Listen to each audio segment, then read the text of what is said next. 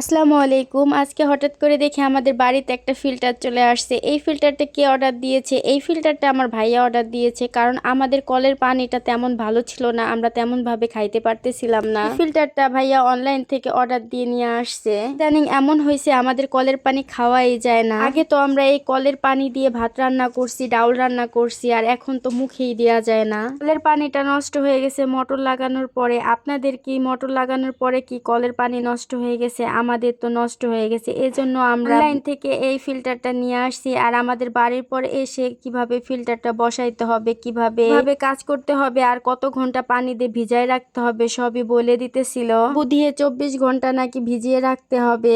প্রথমে যখন ভাইয়া এই ফিল্টারের ছবি দিছে তখন একদমই ভালো লাগতেছিল না, মনে হইতেছে কি ফিল্টার এইটা। বাড়িতে আনার পর দেখলাম যে না, আলহামদুলিল্লাহ অনেক ভালো ছিল। আর আপনাদের যদি এরকম পানির সমস্যা থাকে, তাহলে যদি আপনাদের ফিল্টার লাগে তাহলে কমেন্টে জানাবেন, আমি তাদের পেজের লিঙ্কটা আপনাদের দিয়ে দিব।